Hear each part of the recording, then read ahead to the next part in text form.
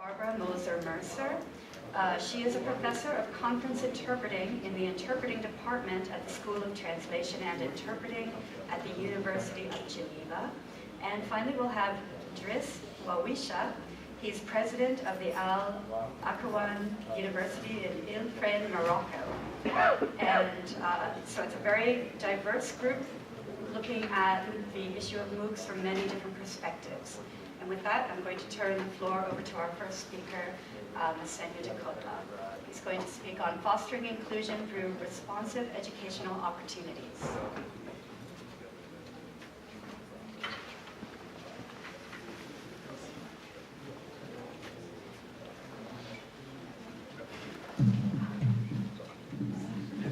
Good morning, and thank you, Program Director. Yes, as introduced, my name is Masennya Dikotla from South Africa. Go to the next slide, please.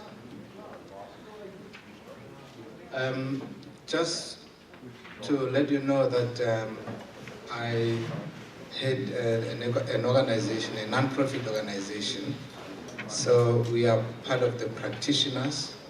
But also I come from a province in South Africa which is one of the most deprived. So I know what exclusion is all about. I'm going to be talking about exclusion, but also about the non-negotiables of inclusion and the current strategies of inclusion which are very insufficient. I'm going to propose what is it that I think that can be done and what we are doing. And the second last bullet point, I'm going to give you just a snippet of one of the projects that we are doing with University of Pennsylvania, piloting it in one of those poorest provinces in South Africa. I will not give you the full details, but I will refer you to our website where you can view it at your leisure time. These are some of the schools where we are working with in those rural provinces. They have a smile even when they don't have anything. The one key aspect about exclusion is that inclusion is almost decided by people at the top of the pyramid without the inclusion of the people at the bottom. And therefore, the people at the bottom, they would love to have everything, but they are told by the top that they can't have this for various good reasons in code.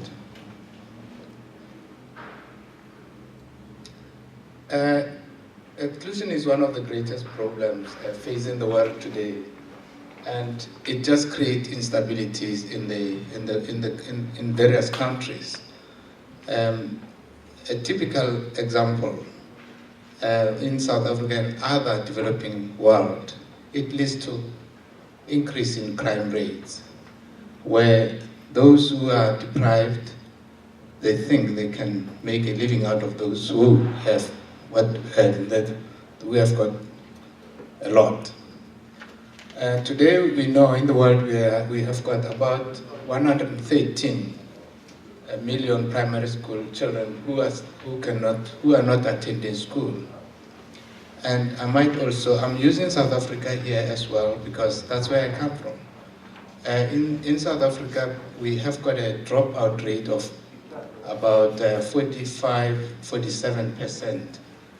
These children who entered primary school, they drop by about 40 when they do the last grade, which is grade 12. And I'll explain some of the key reasons why the situation is like that. 90% of those 113 million children, they live in low and lower middle income countries. And over 80 million of these children are in Africa, particularly south of Sahara and southern Africa. Of those who enroll in primary school, large numbers drop out before completing their primary education. That is the point I made earlier. Please. The non-negotiables of inclusive education is that education is a human rights issue, and nation states need to recognize that and include it in their national policies. And this is led by the United Nations through its Universal Declaration of Human Rights of 1949. There are many reasons for discrimination, but because we are a literacy non-profit organization, I'm picking up language there as a major barrier. But there are also obviously ethnicity, religion, etc. Inclusivity also brings about personal development, and it helps building relationships among individuals. Health relationship. Please next. Why current strategies are insufficient? They do not meet needs of marginalized children and youth because they are designed for them despite them. Most programs function outside the mainstream. Special programs, specialized institutions, and specialist educators. A school for the disabled there, a school for the such and such language speaking people there, a school for this, a school for that, boxing people. Most approaches result in exclusion and marginalization because of the previous bullet. And therefore you create a second-rate citizenry. Those who have been put there, we can always see them later because we're still fixing something else. And yeah, like this is the last bullet there. It's about the excuses which the elitist group always make. That we will not pilot this, will not give you this computer program because you don't have electricity, you don't have this, you don't have that. We will wait.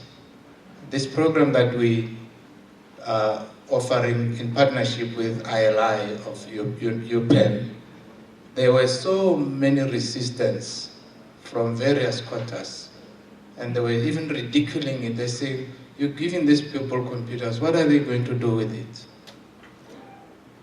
Now we're doing tablets. They're saying, you're giving them tablets. They are going to steal them. Those are all excuses, and we insisted and persisted. We gave them those computers. We gave them those laptops. They are happy just like everyone else. So it looks like we will need, before we make decisions, at the top of the pyramid, interact with the bottom of the pyramid, probably will come up with something reasonable. Someone said when everyone else was resisting the piloting of the computer, he said, let us give them those computers instead of moaning about them not having computers.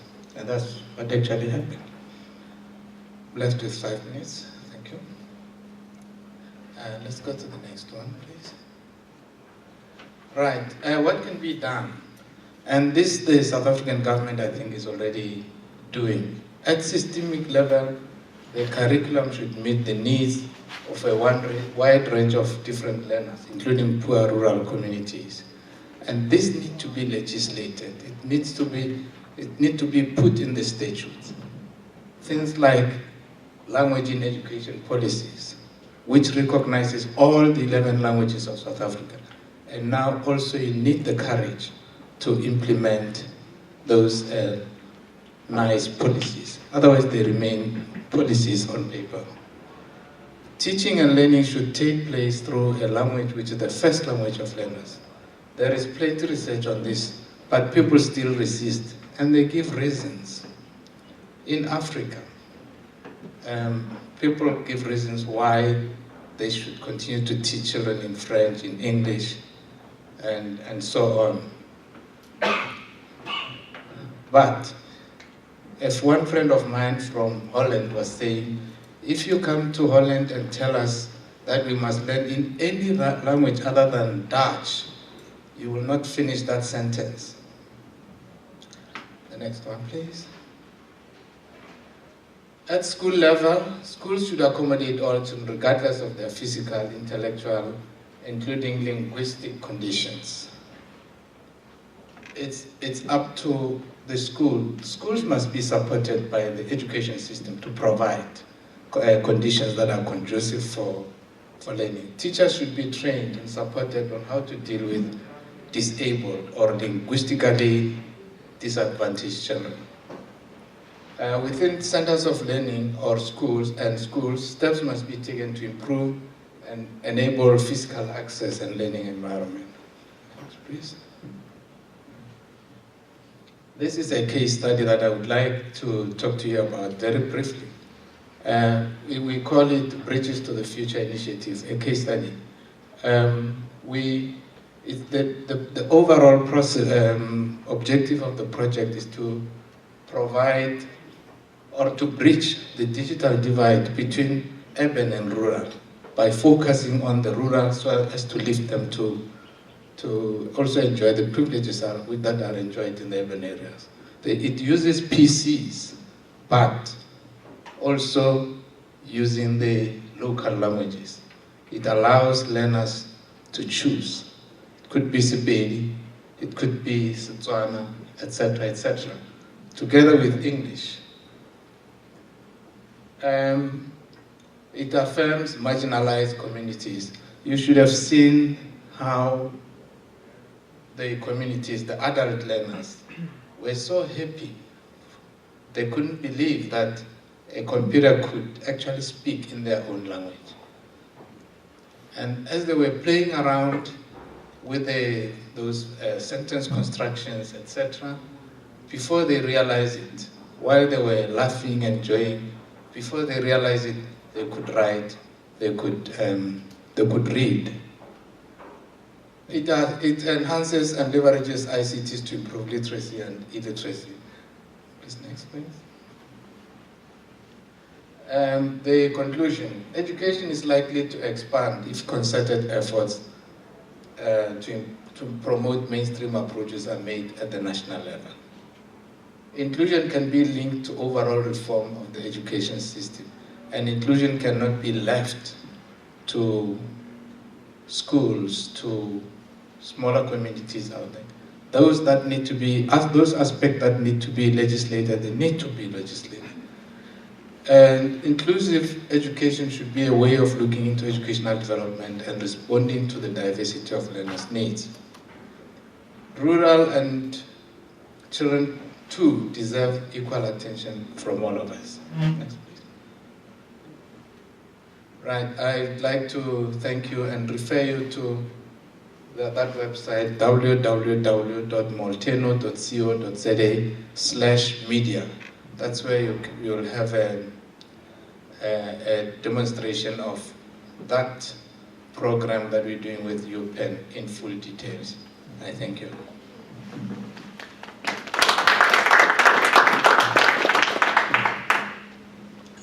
Okay, next we will have Professor Minghua Li from Shanghai, and he's going to speak about learning center-based community college networks with MOOCs for migrant workers in manufacturing areas in China.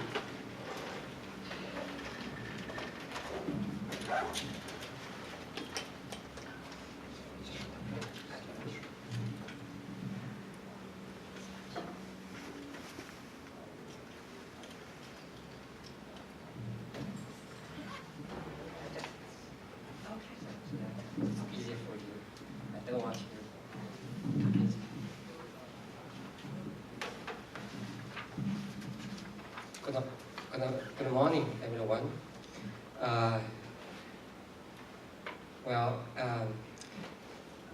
This research is based on our experiments from 2005 to provide access of education to the migrant workers in manufacturing areas in China, sponsored by the Ford Foundation, by the Ministry of Education in China, by Shanghai municipal government, and also by various other organizations. So we have done this project since then for almost like 10 years. Now a new element comes, which is MOOCs. So we try to see how MOOCs can be merged into our solution to provide access to migrant workers' education in China. So I should introduce you our solution to migrant workers. First, network of clusters of learning centers as learning infrastructure. So there are various problems why the migrant workers couldn't get access to education. So you need to know the migrant workers I refer to. They are young people from like 16 years to like 25 years old. Most of them have already got a high school education. They are working in multinationals, factory, parks. So the cellular phones you use, notebooks, all assembled in these factories. Probably you know one company's name, Foxconn, right? So they are working in factories like Foxconn. So they cannot get access to lifelong learning, basically because these problems, transportation, living condition, blah, blah, blah, these things. So our solution is a learning center-based community college system. Basically, it's like this. LC means a learning center. In each place, there is a concentration of migrant workers. We propose to establish a learning center to serve these workers in the vicinity. So within like 5 to 15 minutes walking distance, they can easily get access to one learning center. So 10-something learning centers will become a cluster, which would be a physical base to establish a community college. Why community college? Because these people need a full spectrum of education with the core of them in an associate degree program. That's why we think community college would be the best solution for them. We need a learning incubator because they are not academically very well prepared. They need the kind of social support. So all sorts of good things as we talked about the MOOCs today, like peer-to-peer learning or something we have already experimented over there, which shows that very much effective. So MOOCs come. How MOOCs can work on this open educational system? So we think that with the infrastructure of a learning center, networks, on that, it should be open to all the education providers. Among these education providers could be MOOCs providers. But these MOOCs providers should develop the kind of courses specifically targeting to these workers. Okay, I got some comments from my students at the East China University who are from Africa, from Asia, worldwide. This is what they say. They say MOOCs can certainly play a part in bringing the proposed form of community learning centers to a reality. The open market concept, which aims to break up the monopoly on education, which is held by some institutions, seems to go hand in hand with MOOCs. The research carried out by me, and his team indicated that persons prefer to have blended learning leading to a natural niche for MIC. This is what we call the MOOCs inside courses. Going back to the diagram, we see all the learning centers are available. But when you have MOOCs, MOOCs is broadcasted from somewhere. Could be worldwide, right? But these are MOOCs. We think that this should not be enough. We need the local educational facilities, including mentors, facilitators, or even teachers. So they run local programs targeting the migrant workers. So we call such kind of course MOOCs MOOC inside courses. You understand something called Intel inside, right? So MOOCs inside means that a local teacher can use the kind of courseware, materials, or even the video clips broadcasted somewhere in the world, but localize these courseware to target the migrant workers in the learning center. So this is how we think that MOOCs could be a vital element to boost the kind of community learning center-based community college network system. But there are unsolved problems because these migrant workers, they also need educational credentials.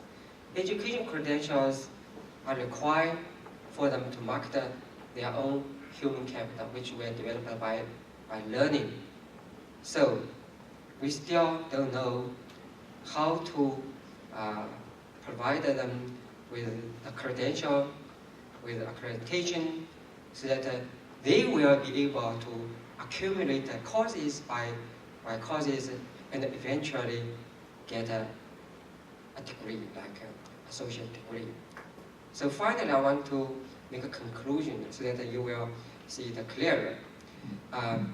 With MOOCs, we will have a parallel two markets.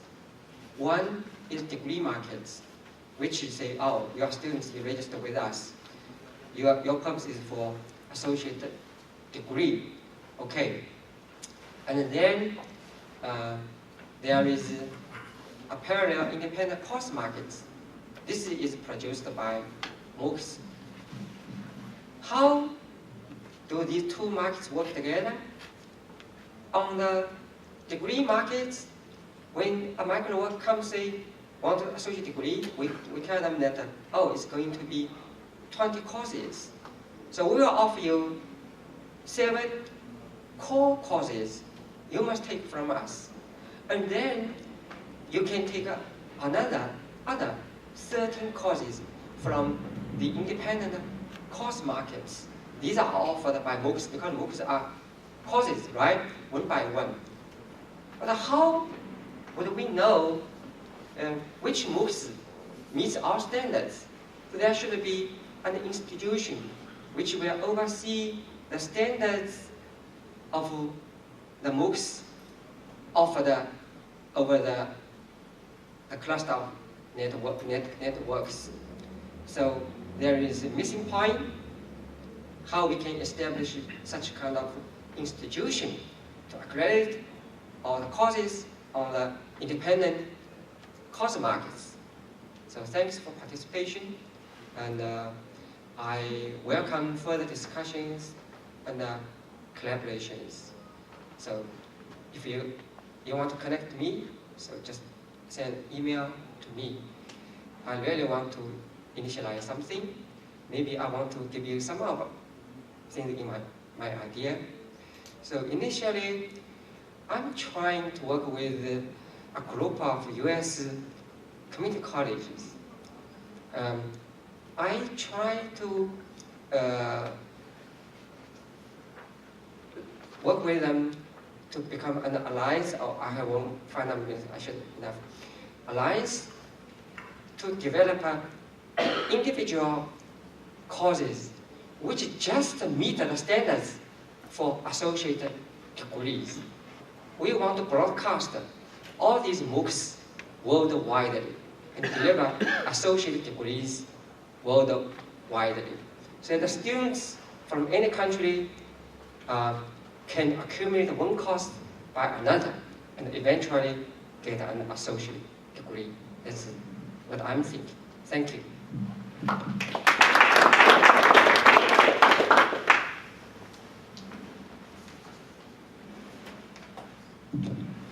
Okay, next we have Barbara Moser-Mercer, who will speak about education as a humanitarian response, meeting higher education needs of learners in fragility.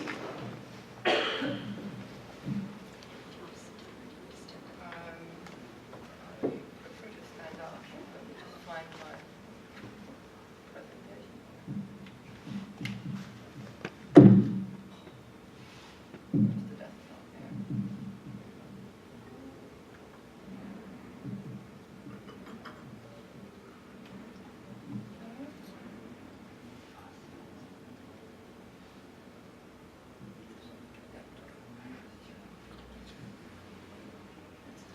Oh, that's it. Yeah.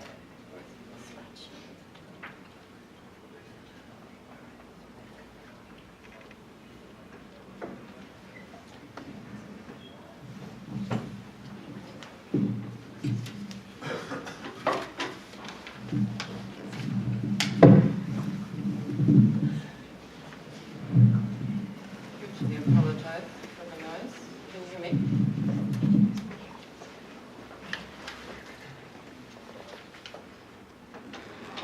So I'll try and take you on this lovely morning to places that you may never have gone to and that you may never go to. And I hope that you will never have to live in those places. I'll basically take you into conflict zones and contexts of fragility.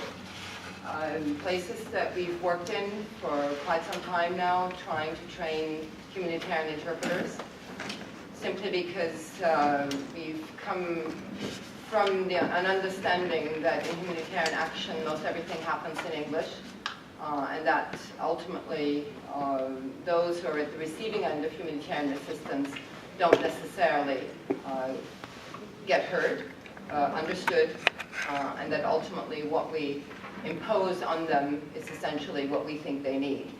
So that is really where we started, and we've been training humanitarian interpreters since 2009. We did it virtually in the beginning in collaboration with the International Committee of the Red Cross. We came to the conclusion that that was not necessarily the best way to do it, and we ended up then converting our basic course into a blended course.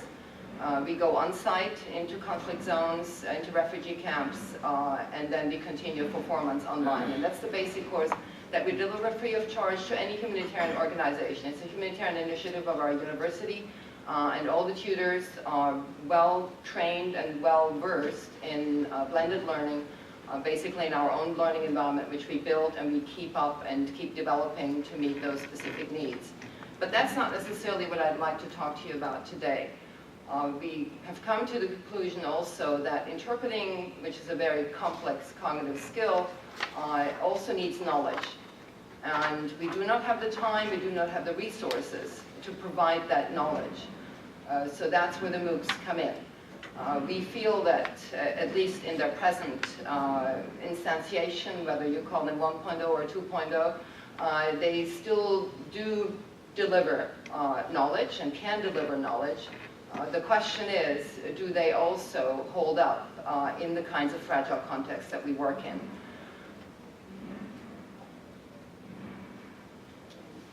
Education in fragile states is not anything that's very new. It is actually provided for in international humanitarian law. It is inscribed in the convention, the Refugee Convention that was signed in '51.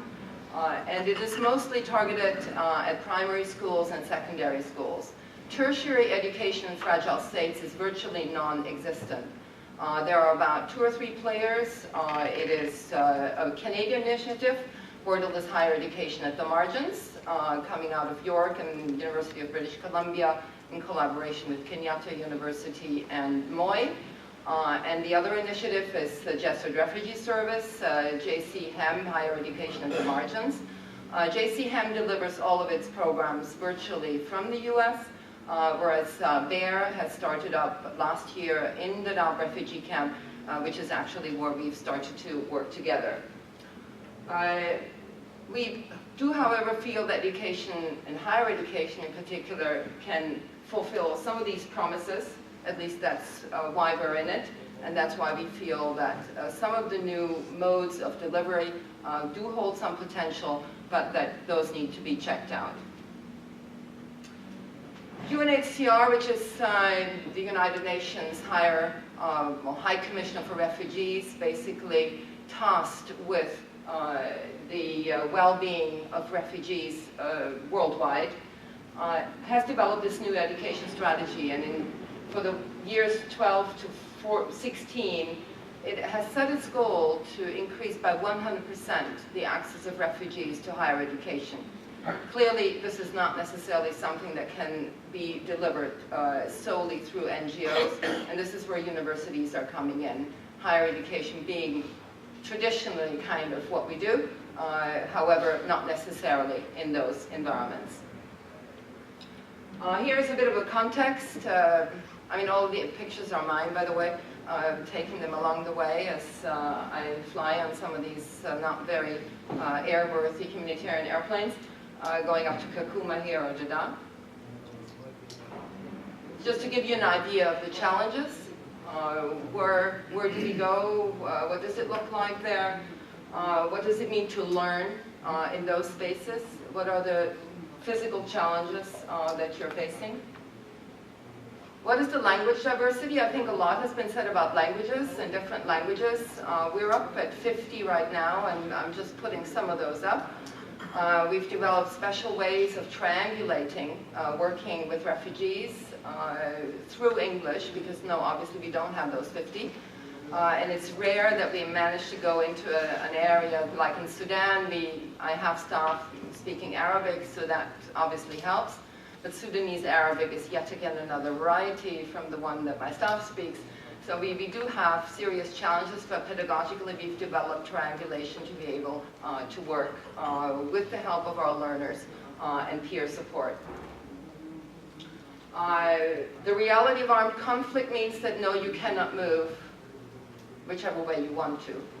Everything has to be planned. In most places it's armed convoys that you get onto in the morning when you go out into the field, into the camps, and that's what you need to do when you come back in the evening as you live in the compounds that are more secure and safe. But with your learners, you're out there when you're delivering training on site.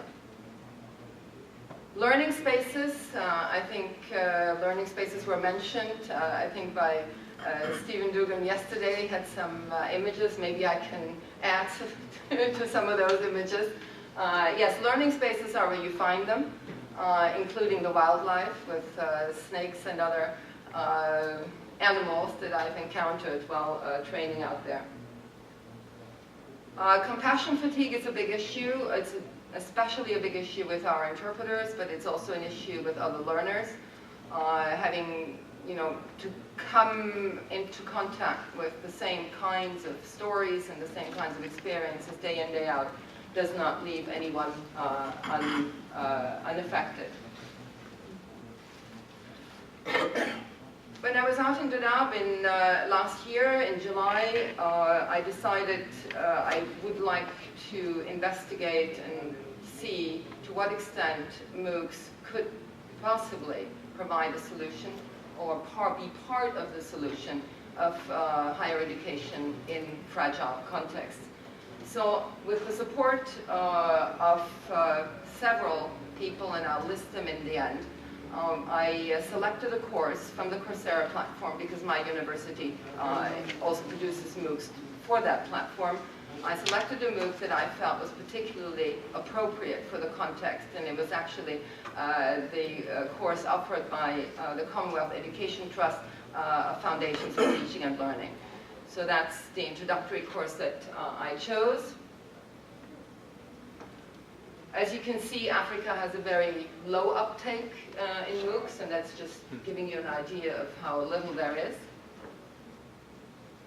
When you work in those contexts, you do have different constraints other than the ones that you've seen in the images. You also have to work within the context of humanitarian principles. And those include, other than humanity, neutrality, impartiality, accountability, participation, respect for culture and custom, do no or less harm. And when you're doing research in those contexts, you cannot just extract data from the context and then use it up north. There has to be a return to the south. And those who are participating in your research need to benefit. So the dropout rates that were common knowledge to me could not possibly be anything that I could subscribe to in doing a case study. So I decided I was going to really start low with 2 refugees who had been volunteered and whose participation I negotiated with UNHCR. They were motivated to participate in the study, and the objective of the study was to get them to the finish line. That was the objective of the study. Yes, my personal objective was also to try and see what was the potential of MOOCs, but the overriding objective within the framework of humanitarian law is you get them to the finish line so that they can have their certificate. And with that kind of as my yardstick, you can now perhaps understand the difficulties that we ran into and how I began to solve them. The location is the Dadaab refugee camp. The learners were two. Languages, French, English, Kiswahili, Lingala, Amharic, and Oromo. Both of them had 2 years of higher education. The MOOC was, as I mentioned before, 4 to 5 weeks of duration, Coursera platform. There were 16 video lectures, all told, from between 9 and 14 minutes, 4 quizzes, 2 essays, and 6 peer assessments.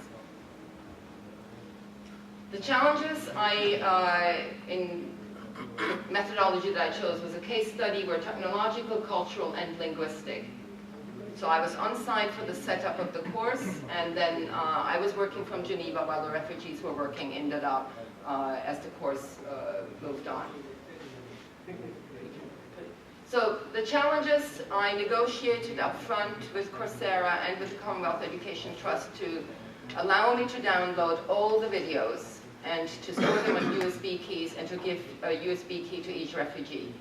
But in addition to that, I also asked them to please let me download all the quizzes and everything else that needed to be downloaded so that a copy could be left, so that connectivity would never stand in the way of the 2 refugees finishing the course.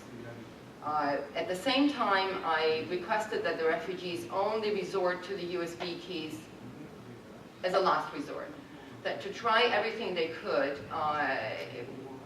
before they would actually just use the key or try and find a computer where they could stick it in. Okay, all right. I think we can scroll through the challenges. Most of the time, the refugees accessed the information via their mobile phones, and those were basic, your very, very basic Nokia field phones that they do use. The major challenges that they had were indeed on the connectivity side, but they were also on the intellectual side. We are dealing in those contexts mostly with refugees coming from kind of oral traditions, cultural traditions, where speaking and telling stories is much more prevalent than writing essays, etc. Sorry. Okay. The pedagogy was less of a challenge than I expected it to be, and I think it's also, I think to the credit of the professor who was teaching the course, John McBeath really had a way of engaging the learners that made it much more accessible to them, that allowed them to think about things. What was absolutely fantastic was that they engaged the whole village. So they would go back to the camp and they would talk to their colleagues before they would even think about writing the essay, because they couldn't really access the forums. It was too chaotic. There were just too many posts on there, and it would cost them 2 months' worth of salary to even access for a minute or two the platform. So in the end, they used their village to learn and to use what they've learned from the village. So these were the 3 big categories of challenges, and I'll give you the reference where you can read up. The study has been published, so you can read up on all the details of how to go about designing a MOOC for fragile contexts. I think one of the things that we need to think about is really the geography of thought, how people think in different cultures, how intellectual cultures differ, but not as a kind of disincentive to MOOCs, but in terms of leveraging the different intellectual cultures. I think there we learn a lot from the South. There's too much learning going from the North to the South. I think we can learn an awful lot from the South, especially in terms of ingenuity, resilience, and creativity in making things work on the ground. Well, these were just some reports that we have, but not part of your course. Let me perhaps end on this, because we had a discussion on it yesterday. I think one of the things that we need to understand when we deal with learners in fragile contexts is that they need to learn skills. MOOCs are not, in the way at least, you know, they are mostly presented and mostly offered, are not necessarily good at teaching skills, nor for learners to learn skills. But in order to learn a skill, you need knowledge. So I think that's where the MOOCs really do come in as a good way of delivering knowledge. But then, as part of the solution, I think we do need to consider what other pedagogies, what other platform approaches would be more conducive to actually allowing them to develop skills based on the knowledge that they've acquired. So in our approach, we put the two together, trying to use MOOCs now. We're developing our own that, you know, are responsive to those constraints, but at the same time, we continue to deliver skills. And skill learning is a progressive process. I mean, it takes a while, and you go from one stage to the next, and you cannot necessarily always jump stages. Here, I'll skip down for right now. Okay, we've ported all of our learning platforms onto the, you know, different responsive design. I think we heard that this morning. That is absolutely vital. But don't expect, you know, everyone to have a smartphone either. So even if you go down and everything scales beautifully and this is responsive, it does not always show up on your basic phone. Yeah, I'm out of time. So just one last picture, if I may show you this one. Yeah, we've together with a Kenyan developer, we've developed a solar-powered mobile computer lab, and as we speak, it's just being, one of them is transported to Kakuma refugee camp. I'll be going a few weeks to deal with the 18,000 South Sudanese that have come down for Dinka and Noor, and the other one is going into Dadaab, smack in the middle of the camp, and it gives access to 10 learners, and we're also working with another startup that has developed an app that allows you to download heavier videos, but the app looks for the most effective and efficient way of downloading so that learners around that learning hub can also download videos if need be. Anyway, thank you very much. You can ask me for the publication reference and everything. I'm sorry, I really went over time. Okay, and our last panelist today is Driss of Ouaouicha, and he's going to be speaking today about international cooperation and the promotion of inclusion.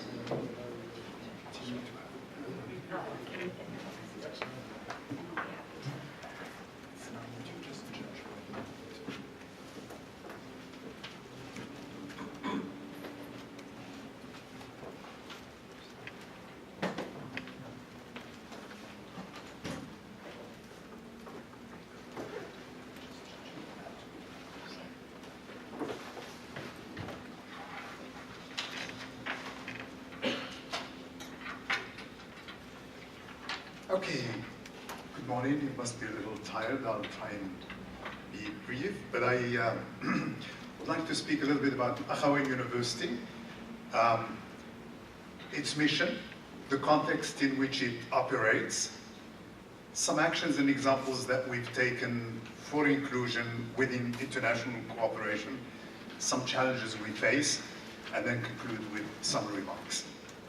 Ouaouicha University is an Anglophone, an English medium university in Morocco, in the middle of a Francophone and Arabophone environment. It was founded as a liberal arts college to bridge the distance with Anglo-Saxon world, but also to introduce in the higher education landscape practices associated with American universities.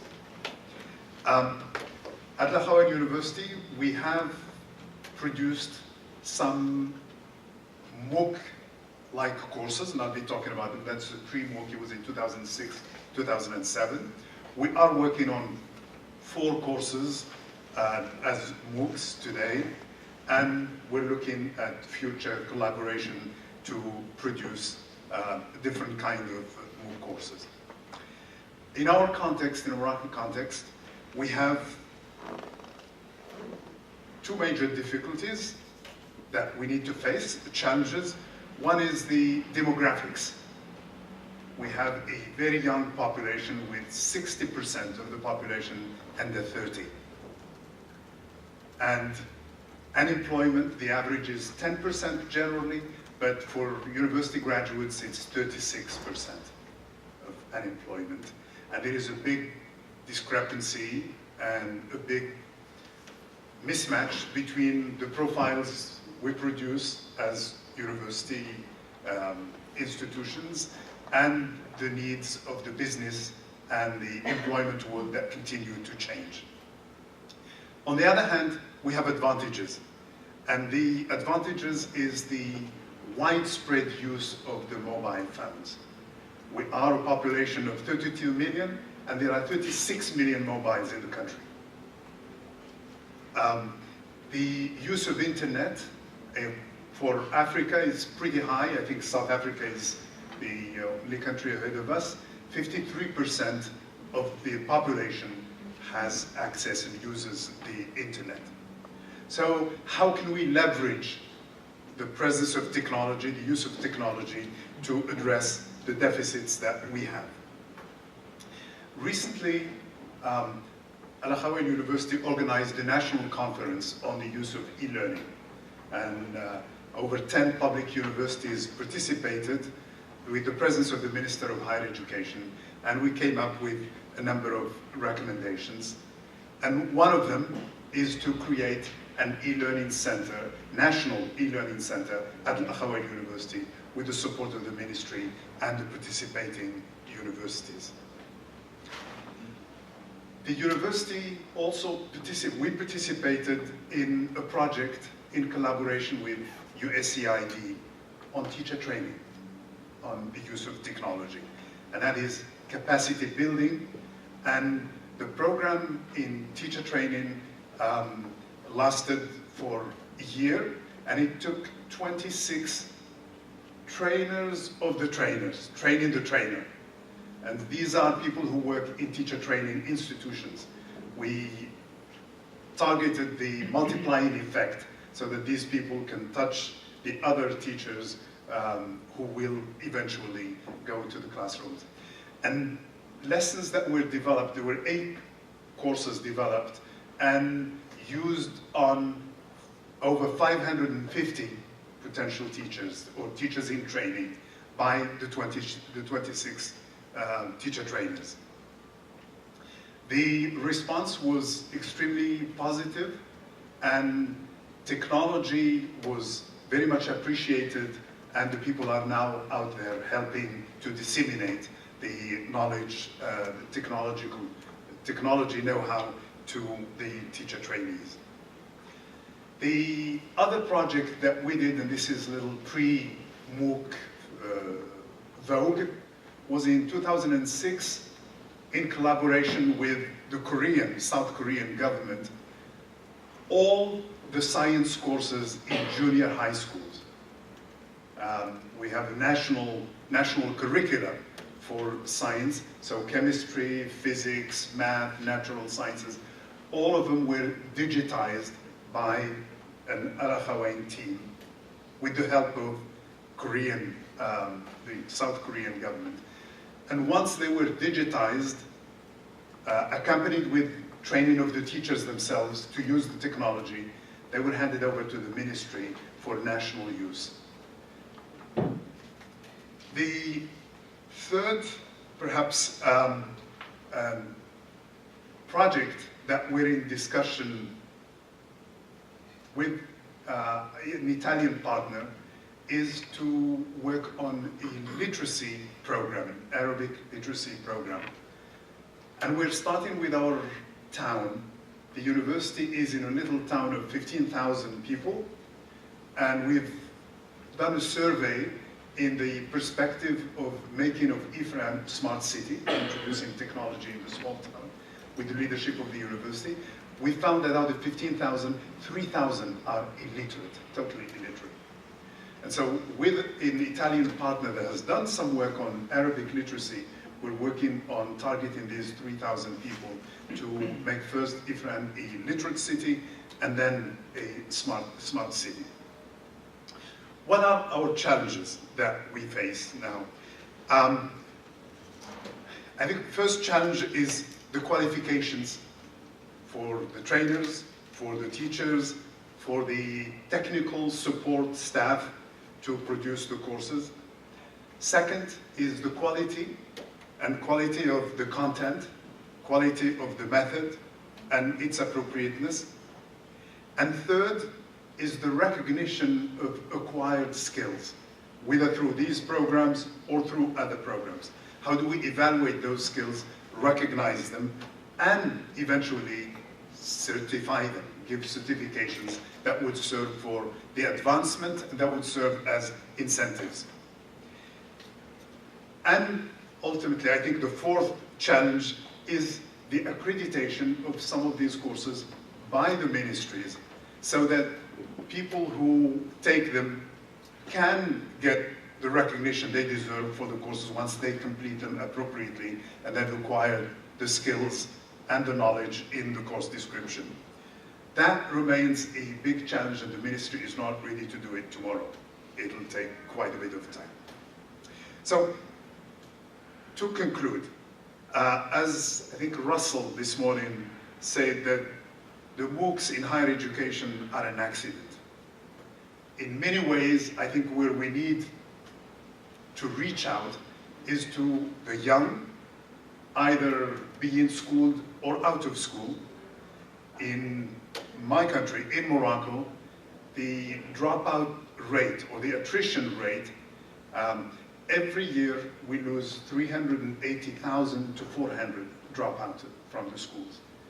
And those grow, those young people grow, and they need jobs, and they are a target, an opportunity. And very often we have small programs that are called in French, l'école de la deuxième chance, the second opportunity school. So these people are taken back, and we have some programs that help small number. And then once they reach a level, they are certified, they can reintegrate the public school. So it's an accident for the young people, but also in a country like Morocco, where we have close to 30%. Exactly, the latest census gave 28% of the population are illiterate. And we cannot advance, and they cannot move forward without acquiring literacy skills, then functional literacy, and then technology. The second conclusion is that I think we may be overestimating the power of the MOOC.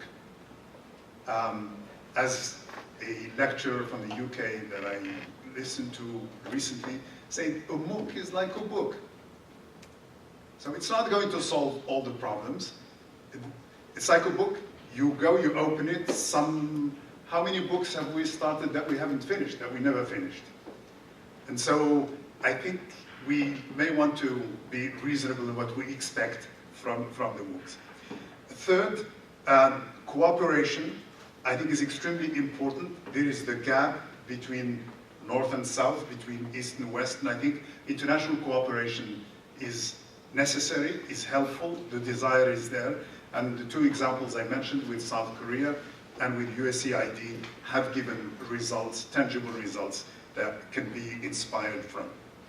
And then the third is capacity building. I think is a big issue, but it's also very helpful once we address it. I think with these terms, I will thank you for your attention, and I'll be happy to answer questions you may have.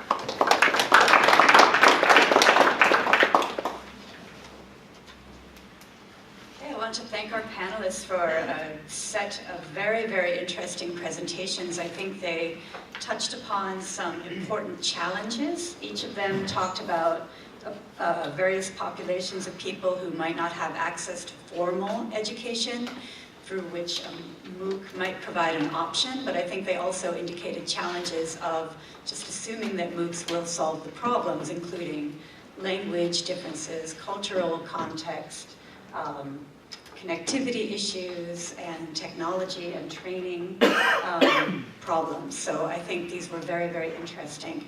And I would like to open the floor now to questions. We have about 15 minutes, or 10 maybe now, 10 minutes.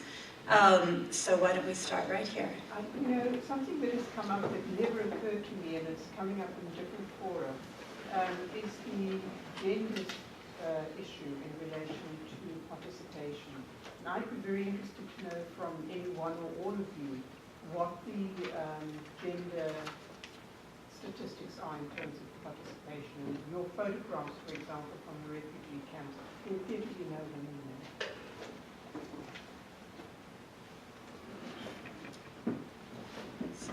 Whoever would like to answer that one? I can speak for Morocco, and I think, yes, gender is very important, and it is clearly male-dominated, but there is a growing participation of girls. I think there is gender, and we have another factor that complicates in Morocco the gender distinction, is the urban-rural area. And in rural areas, the participation of girls is much, much lower. I think maybe 10% go on to high school from elementary school in rural areas. So the dropout rate is extremely high because of parents and traditions and distances to schools and so on. So yes, it is an issue. Yeah, I think you have to become very, very attentive, and it really, really goes beneath the surface. Just to give you an example how I've tackled it after experiences in another refugee camp in Dadaab now, and I would divide up learners into groups, and although they were all male-dominated, the groups, there were most likely always 2 females, but I would assign I would identify focal points, 1 male, 1 female for each group. Another thing that I did was negotiating with UNHCR that the learning hub goes straight into the camp and is not out on the margins, so that women would not have to walk or would not have, would not require transport. Or I would have then, to look after all sorts of other things. On the mobile phone access, that's also the focal point issue, because often it's the husband who owns the phone and the wife doesn't have access to the phone. By making them focal points, I give them responsibility and I give them an argument in hand that they could possibly access the phone. So you really need to dig very deep, and you need to understand how things are working on the ground in order to find solutions that will hopefully fit the context. Another question? Yes. There was a theme that I saw between Dr. Dikotla and Mr. Mercer in terms of the idea that people who are doing data collection in the South and presenting the North need to be able to go back and have an interaction. And this idea that the people who are at the bottom are often being told about how inclusion should happen to them, or you have to wait because you don't have electricity. Meanwhile, as we know, everybody in the village nowadays has a phone that still needs to be charged. So it seems like you're talking about a conversation that needs to happen between the top and the bottom. How do you suggest that happens? I mean, especially knowing now that people seem to be advocating for the fact that, well, we can't give you this until you solve these problems. But you seem to argue that there has to be this sort of back and forth engagement. What are some of the ways that can happen? Yes, maybe with your permission, can I also comment on the previous question? The issue of gender imbalance. When we started our project, we went with the assumption that we wanted women would be the most reluctant group to come on board. And we were proved wrong, because then our centers were overcrowded with women and less men, at a ratio of 70-30. And when we investigated, well, it had to do with the cultural biases. Some men, most men, thought they're not going to learn at the same time with women, because in those centers they might be proved to be slow learners and so on, and therefore that will really affect their performance. Yeah, so that is what I can say. Our centers have more women than men. But also interestingly, even in the broader schooling sector, women are, even by the census, they are more than men, but also girls are performing better than boys. There is, of course, in South Africa the issue of migrant labour, which does, in rural areas, skew the situation massively. That's true. Because it's men who are going to the cities. Yeah, because men would be away and so on. But even those who are around, because of those cultural practices, they don't seem to think that they can be seated with the inferior gender in the same class. But the question here about the disadvantage, our approach is that, and our belief is that even if people are disadvantaged, even if they're poor, they still know what they need. And the elite would have the expertise of solving those problems. But the elite would need to have a full understanding of what the problem is, so that the beneficiaries can buy into the solution that is presented to them. For a case in point is, in one instance, when the issue of lack of electricity was, factor, then one company said, we can provide solar energy gadgets. Expensive, who's going to take care of that? Then also government came into the picture to say, okay, let's make it happen and let us provide that. And Apple also provided another option to say, they'll provide a computer lab that charges the iPad for 10 hours so that you can go with them into the rural areas. So you have a complementarity there and respect for other opinion. But if you impose, the beneficiary tend to just walk away. Okay, I would like to address your question further. I think you have touched the key issue for education for the population at the bottom. And the current situation is like this. Quite often, those who are like elite class people come say that, oh, we would like to provide some kind of education to help these at the bottom.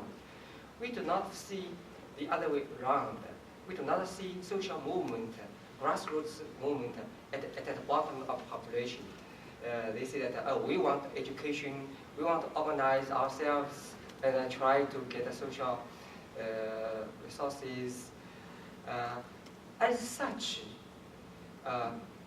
these people's education needs at the bottom can never really matter to their satisfaction.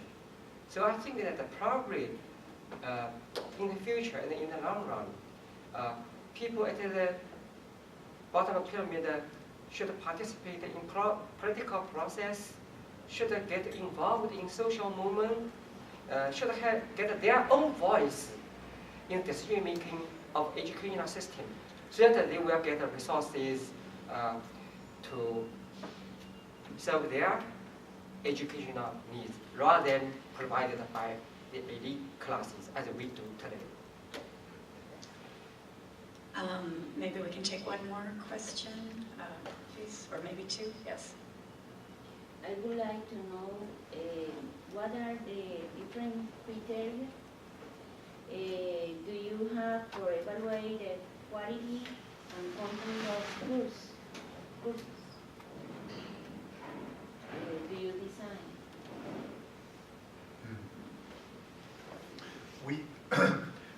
We conducted two types of evaluations. One is by the trainees, the teachers themselves, and the future teachers. And we did have very positive responses. I think in one of them, 7% didn't like and didn't appreciate, and 93% did appreciate. It was produced by the teachers themselves. And then we have an evaluation by the ministry that's in charge of curriculum, and they accompany the program. Because in Morocco we have for junior high national curricula, so there is a department that oversees the curriculum. So in that, yes, I think what we need to evaluate, which we haven't done yet, is the users, the student, the learners themselves. I think that remains to be done. How much do they appreciate? Of course, this is part of a program, so it's not just it's a part of a program that they have to take, and there is the incentive and the motivation of the grading at the end. But the difference needs to be formally evaluated. Well, we essentially believe that the best way to evaluate this is to check whether people can do what you've tried to train them to do. And yeah, to me, at least, there's no better way. If there's training, if there's education, then ultimately you need to come out at the other end. You need to be able to do something. So using whatever we've trained them to do, or being able to do that, is what we have tried to do. We teach them with the basic mobile phones to record, for example, their interpretation. We teach them with their basic mobile phones to take pictures of notes and things, and they upload those into the environment, and that to us is at least the bulk, the core of the evaluation. Can you do this, and can you provide evidence of whether you can do that? I'm getting signals actually that it's time for lunch, so I'm sorry I have to cut it off. I'm sure many of you are hungry, and we have plenty of time probably during lunch to talk more with the speakers, but I would like to thank them once again for very, very interesting presentations.